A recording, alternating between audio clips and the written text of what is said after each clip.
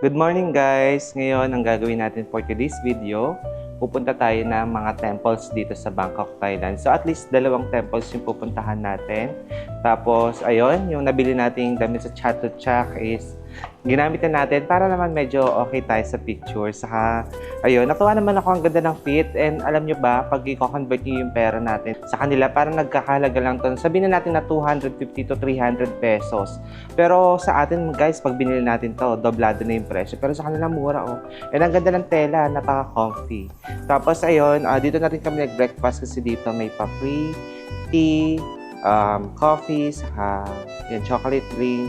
Plus, ayun, si Kuya bumili siya ng ating bread. Yung bread nila dito is just a plain bread. Tapos, ididip mo siya sa condense. Wait lang. Commercial lang tayo. Pili tayo ng small lang. Yan, dito. Tapos, ayun, may breakfast ka na.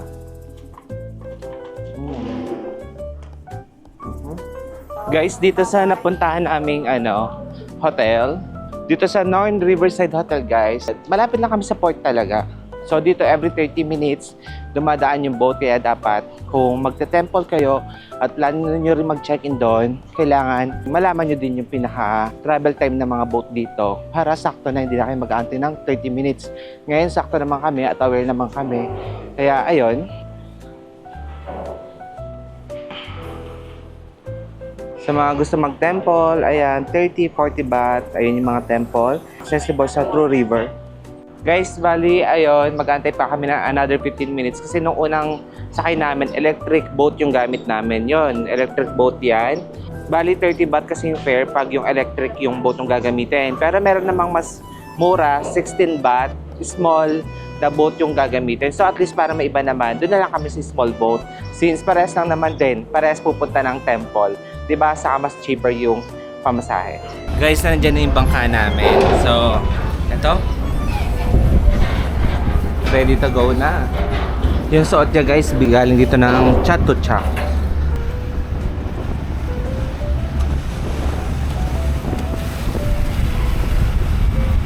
Haba ng boat guys.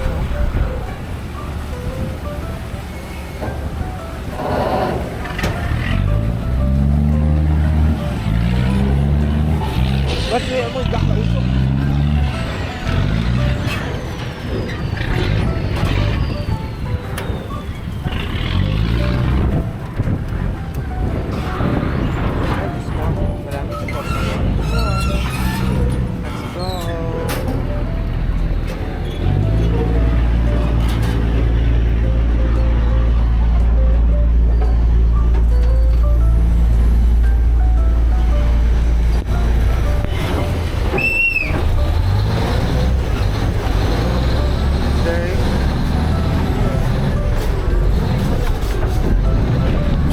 Guys, punuan din pala dito guys.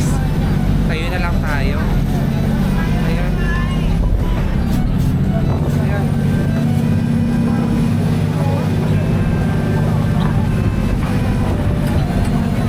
Punuan dito guys. May conductor din sila dito guys. So, tingnan nyo.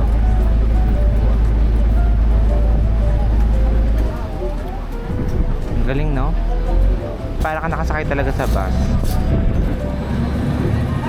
I know, no. Gatok-gatok mo lang.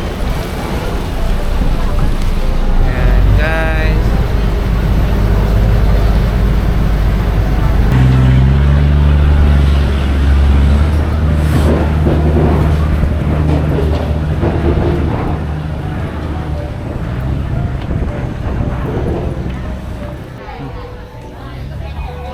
Ito guys yung mga pupuntahan. Meron naman sila dito information para sa mga tourists. May escalator pala dito papunta sa Grand Palace.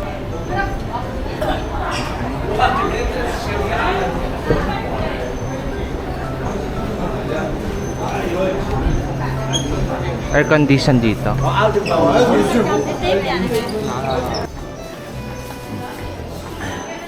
The Grand Palace of Thailand. Yeah. Guys, pag pupunta kayo ng Grand Palace, bawal yung naka-short. Although alam ko naman, aware na ako, kaya lang will try, pero bawal talaga. Kaya dito naman, just in case, may nabibili dito ang ano, mga gantong pants para makapasok tayo sa Grand Palace. Pwede rin mag-rent guys, 50 baht. Nè,ลูก mày lại người Thái nè. Tignan mo guys, ang cute nila sa suot nila. Parang sa ano din guys, sa England, meron din sila mga military dito naka-duty sa gate.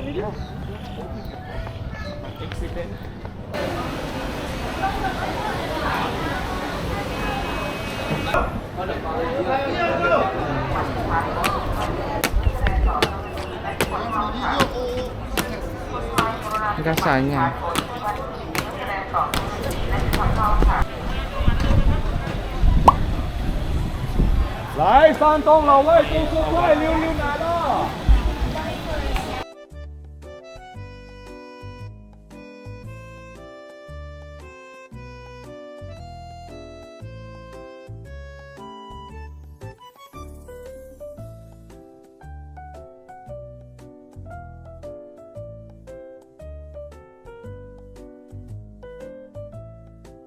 Ganito pala yung sa loob ng palasyo guys.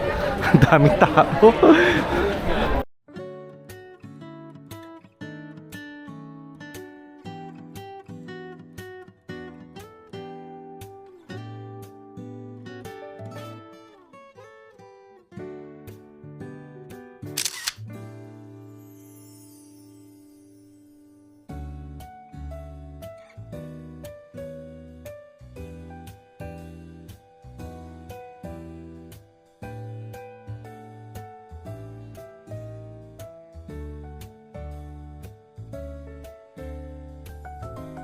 Did you enjoy the Grand Palace?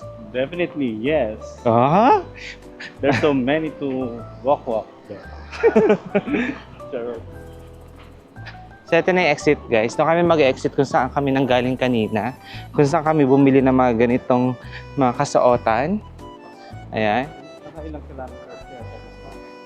Malayo-layo din yung nilakad namin guys. So ayun guys, kain muna tayo ng lunch. Then next temple tayo. Tapos mag-rest. Then lalabas ulit, ganon.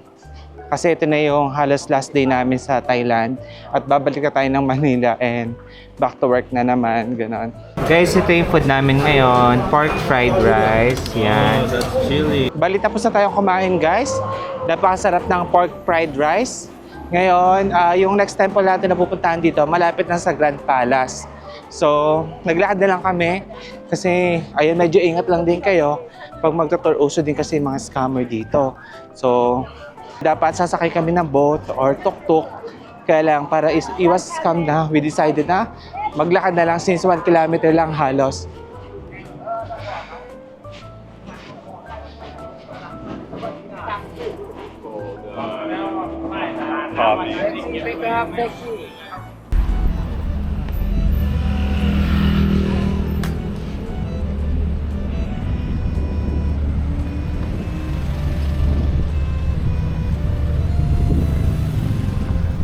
Guys, bali dito na tayo sa Wat Pho Temple.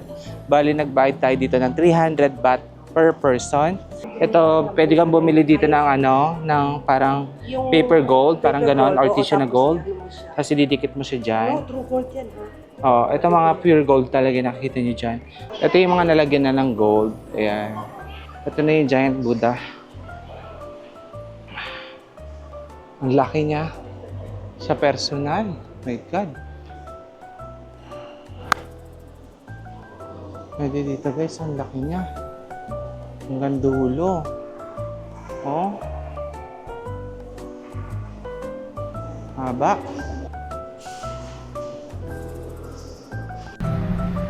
Right, sakay na tayo. Dito na, sakay na tayo.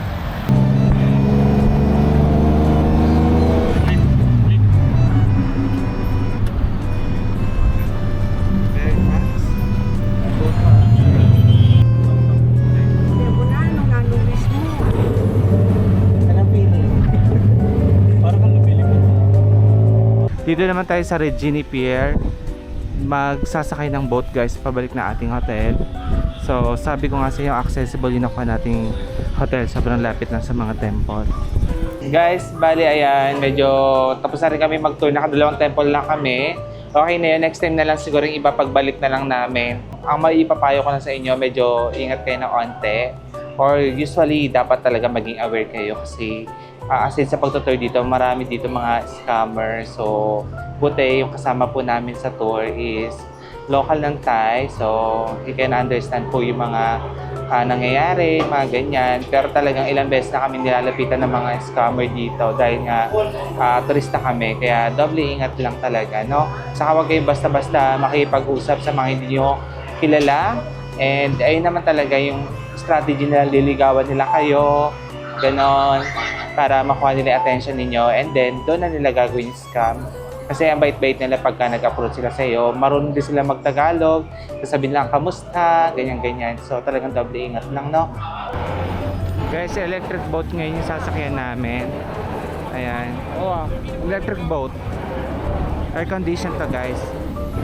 Guys, ngayon ay pupunta tayo dito sa ni Kuya. Sa pinsan niya na may-ari din ng restaurant dito sa Bangkok. Yung pupuntahan natin na restaurant is na-feature na daw po sa mga news, ganyan. Kasi nung pandemic, sumikat daw po itong restaurant. Dahil sa unique ng way nila ng pagsiserve ng pagkain. So mamaya, titignan natin siya. So ngayon, tingnan nyo guys, kung gaano ako nasunog sa Bangkok, sa Thailand, tingnan nyo. Talagang humiwala yung kulay ko. Pero worth it naman guys, kahit na nasunog tayo dito kasi napakaganda ng view, napakasarap ng pagkain, and lahat naman ang ginagawa namin everyday is worth it. Guys, yung time dito ngayon is 5 na, pero ang araw para nakaliwanag. Ayan. Ganyan kaliwanag ang 5 PM dito. Ngayon ay inaantay lang namin sila. Nasa baba na kami ng lobby. So, pagka nahihilo kayo guys, nafe-feel yung DC, bumili tayo sa Chatuchak na itong herbal inhaler. Sarap sarap na amoy. Guys, alis na kami. Ito na yung sundo namin. So, let's take a ride. Guys, ngayon nandito tayo sa Kua Sainoy. Isa tong famous restaurant dito sa Thailand. Bali, nasa province area na to pero malapit lang sa Bangkok. Nasa province area na tayo pero ito po ay nila sa Bangkok. Kaya kung mag-visit kayo, pwede niyo pong puntahan. Ito po yung kanilang restaurant, air condition po yan. But, pagpasok niyo po sa loob, meron pa po silang pinagmamalaki doon na napakagandang ambience po kasi doon mafe-feel mo yung nature plus unique yung pagsiserve nila ng pagkain.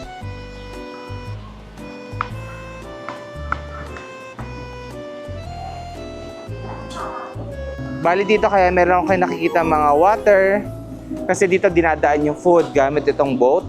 Nakatali yung boat tapos hinihila lang siya pag isi-serve sa mga nakikita niyo para mga floating cottages dito or mga floating house, ganon. Gaya niyan guys, may nag-order sa kanila ng food. Bye! Ang bilis!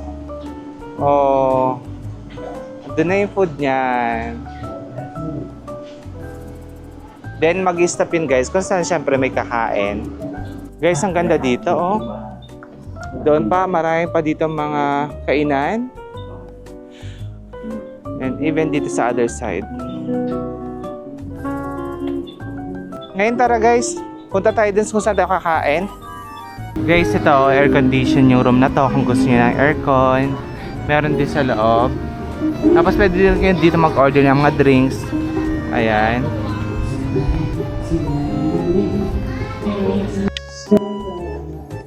Then dito guys, ayan o.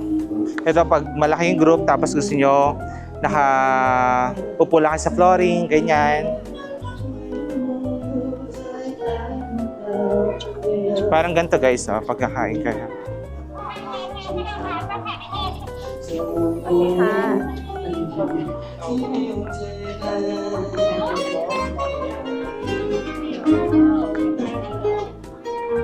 Ang daming kumakain dito.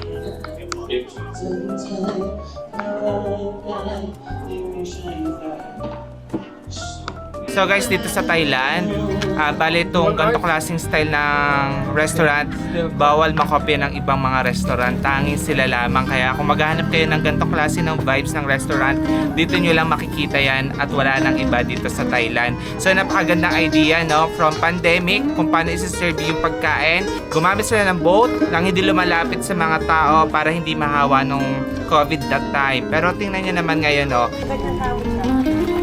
So ayan yung boat. Wow!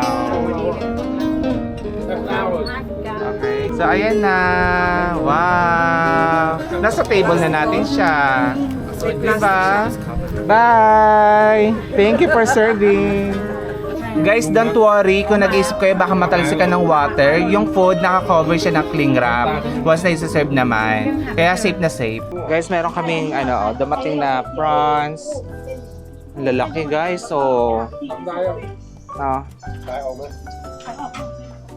papaya salad. Guys, ito mga kakainin natin. Ito yung mga best seller nila. Gaya neto. Parang ito yung tinatawag na crispy pata sa atin eh. Tapos ayan. Marami silang dish. Ito yung mga best seller nila. Lahat yan titikman natin. Guys, marami mga YouTuber dito from Thailand. Yung nagbablog dito. So, napakasaya no. Kasi isa tayo sa mga na-invite na kumain dito. Diba?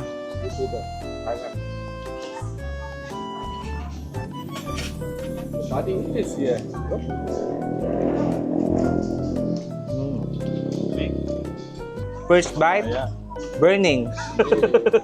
So good with rice, right?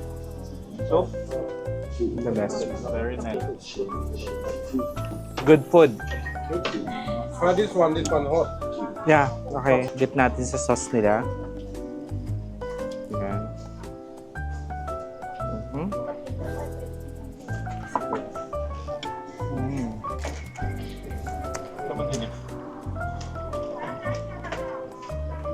And now guys, ngayon nandito na tayo sa baba. So, andyan na rin yung taxi. Mag-check out na tayo. Tapos, pupunta tayo sa airport. Ngayon, ayan, kagawa na ako ng thumbnail para sa ating first vlog dito sa Thailand. Yeah, so, post na natin. Edan ako amis. Edan ako manamis. Ay, edan ako manamis. Edan ako amis. Edan ako manamis eh. And we will miss also Kuya Jack. Of course. Thank you Kuya Jack for guide us and we enjoy Thailand so much. Thank you so much. Kapun ka. Ay, kapun ka. Kapun ka. Guys, dito tayo sa airport. Hi.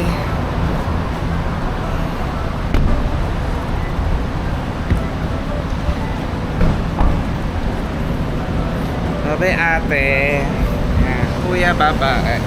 Yan. Be nice ha. Be nice. Bye, babe. Bye-bye, kuya. Thank you so much. Yan. Royce, dito kami. Kami. Bye-bye. Thank you. Thank you. See you again. We will go back. Yeah. We will go back. Yan. Yeah, thank you so much. Ingat kayo ha. Thank you.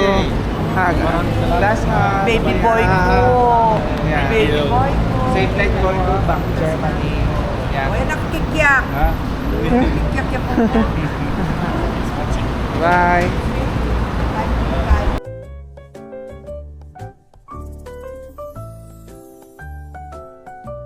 And then po mga ka-viewers, ang nilagay natin kortina dito sa bahay pa ng subscribers natin from Lubao, Pampanga.